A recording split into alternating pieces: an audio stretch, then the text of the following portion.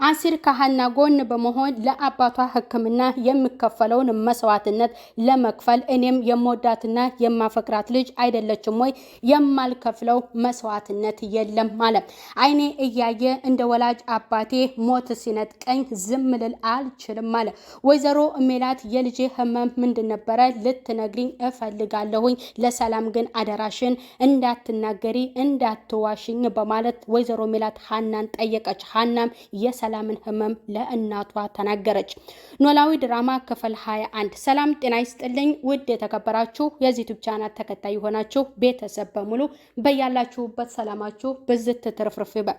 በዛሬው ክፍል ላይ ሀናና ሰላም አብረው ተቀምጠው ማበዴ ነው ሀንዬ ምን ይሻለኛል ስትል ሰላም ለሀና ጠየቀቻት።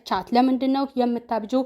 ምን ሆነሽ ነው ሰላሜ በማለት አሁንም ለሷ ስትጠይቃት ልጁ እኮ ስልክ እየደወለ ነው በማለት ትመልስላታለች። ታዲያ ስልኩን አንሺውና የሚፈጠረውን ነገር እንስማ ስትል ለሰላም ትነግራታለች።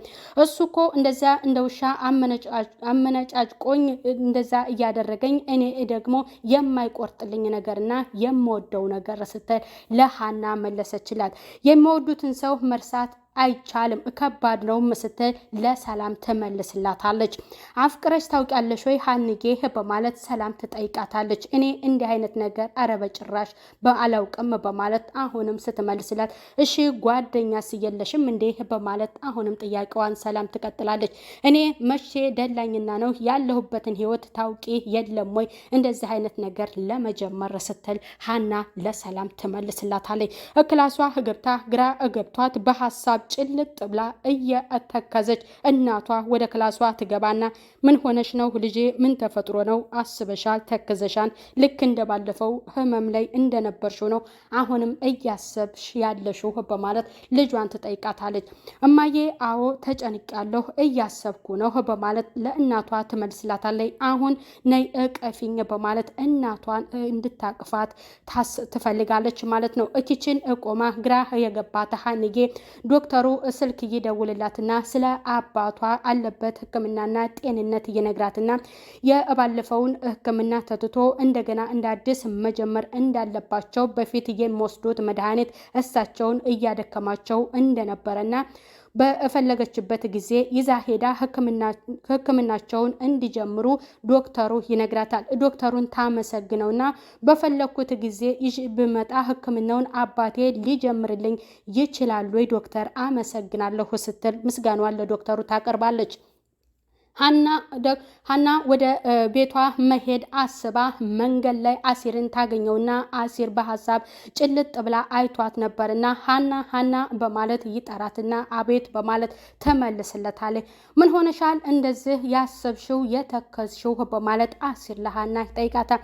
ምንም አልተጨነኩም ያው የአባቴ ጉዳይ ነው በማለት ለአሲር ትነግረዋለች። አባዬ ምን ሆኑ በማለት እሱ ይመልሳል። ለህክምና የተጠየቅኩት ብር ብዙ ነው 400,000 ብር ነው። ይህንን ያክል ገንዘብ ከየት አባቴ አመጣዋለሁ? እጄ ላይ ያለኝ ደግሞ 50,000 ብር ብቻ ነው በማለት ለአሲር ትነግረዋለች። ትናንትና እኮ ደህና አልነበሩም ወይ? ዶክተሩም ደህና ናቸው ብሎ አልነበረም ወይ በማለት ለሷ ይመልስላታል። ቢያንስ 200,000 ብር መያዝ አለባችሁ ህክምናውን ለመጀመር ብሏል። የሱ ነገር ነው እያሳሰበኝ ያለው ይህንን ያክልስ ገንዘብ ከየት አመጣዋለሁ አሲር በማለት ለሱ ትነግረዋለች። እግዚአብሔር አለን በማለት እሱ ይመልስላታል። እውነት ነው እግዚአብሔር አለንም ስትል ሀና ትመልስለታለች። በቃ አንቺ ወደ እስራሽ ሂጂ በማለት እሱ የሚፈልገውን ለመፈጸም ቃል ገብቷልና ከስራዋ መቅረት እንደሌለባትና ስራዋን እንድትጀምር እንድትመለስ ወደ ስራዋ እሷን ይሸኛትና በሐሳብ ቁጭ ብሎ እየተከዘ ምንድን ነበር እያለው አሲር የአባትህን ገንዘብ መቀበል አለብህ። የምትወዳትና የምታፈቅራት ልጅ አይደለችም ወይ? ለሷ የማትከፍለው መስዋዕትነት የለም እያለ ከራሱ ጋር እያወራህ ነበር። ወደ እንጀራ አባቱ ጋር ሄዶ የአባቱን ንብረት መጠየቅም እንዳለበት ነበር እያሰበው። እናቷ አቅፋት በሐሳብ ጭልጥ እያለችው ከአስረገዛት ልጅ ጋር የፍቅር መጀመሪያ ግንኙነት ሲጀምሩና ፍቅራቸውን እንዴት እንደጀመሩ የነበረውን ጊዜ እያስታወሰች ነበረ። ያ ጊዜ ከእናቷ እሷ እየተደበቀች ከወንድሟ ከምናሴ እየተደበቀች እንደ ወንድም ብቻ ሳይሆን እንደ አባትም እየተቆጣጠራት የነበረን አሲርን እያስታወሰች እሷ ደግሞ የሚያፈቅራት ልጅ ደግሞ አንተነህ የእናቷ ሰራተኛ ነበርና ከእናቷ ቢሮ እንዴት እያመለጠ እንደሚወጣና እናቷ እንዴት እንደምታስቸግረው ቁጥጥሯ ኃይለኛ እንደነበረ ያን ጊዜ እያስታወሰች ነበረ። እሱም ሲደውልላት እሷ ቀድማ እንደማትመጣና ስልክም እንደማታነሳለት እሷ ደግሞ ቀድማ ስትመጣ እሱ አርፍዶ የሚመጣበትን ጊዜ ነበር እያስታወሰች የነበረችው። እኔ ለአንቺ የፍቅር ጥያቄ ያቀረብኩልሽ የእናትሽ ሰራተኛ መሆንን ዘንግቸው አይደለም፣ ግን ዛሬ የመጣሁት ለአንዴና የመጨረሻ የፍቅር ጥያቄን እንድትመልሽልኝ ነው የምፈልገው በማለት ለሷ እየነገራት ነበር። አላሰብኩበትም አስቤ እነግርሃለሁ እያለችው እንዲሁም ደግሞ በቃ ዛሬ የመጨረሻ ስለሆነ እኔ አስገድጄ ልወድሽም አልችልም በማለት ለሷ እየነገራት የነበረውን ጊዜ እያስታወሰችም ነበር።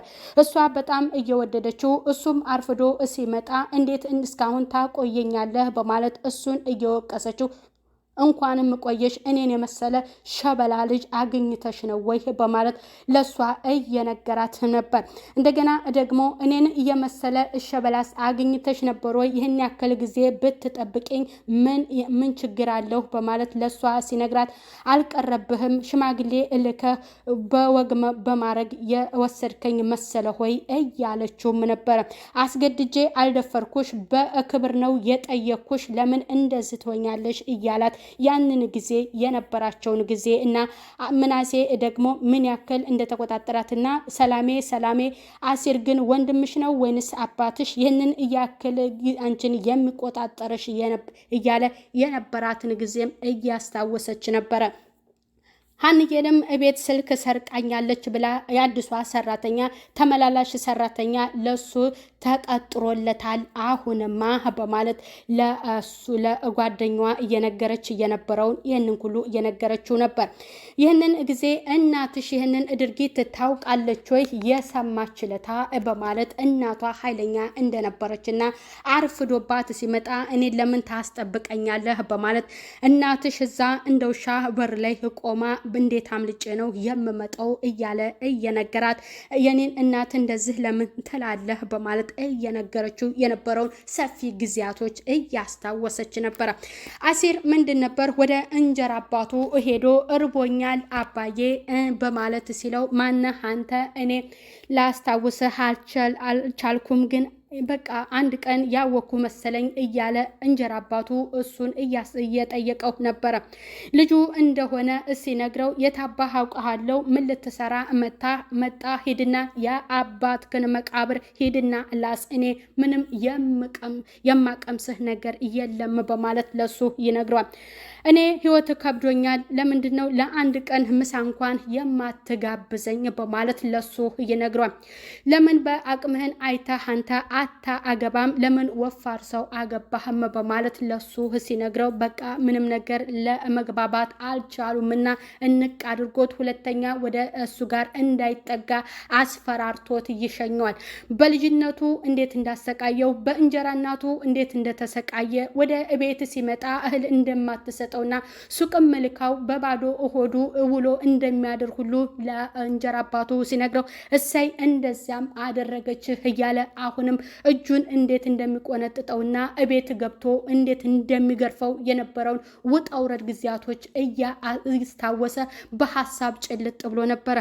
መንገድ ላይ እሱን ጠርቶት በልጅነቱ ያስታወሰው እናቴ ፈልግ ሂድና ተከታተለው ብላኝ ነው እናቴ አሟታል በማለት ለሱ ሲነግረው የወላጅ እናቱን ታዲያ እኔ ምን አስፈልጋታለሁኝ እኔ ሂድና ወደ እቤት ተመለስ አያገባኝም በማለት የአሲር እናት የነበረችውን አሁን ላይ በህይወት የነበረችውን ጊዜያቶች እያስታወሰና ሞታበት እንደገና ሂድና እናትህን ፈልጋት በማለት የት ነው የምፈልጋት ቤተ ክርስቲያን ወይ እናቴ ታናግረኛለች ወይ በማለት ለእንጀራ አባቱ ይመልስለታል።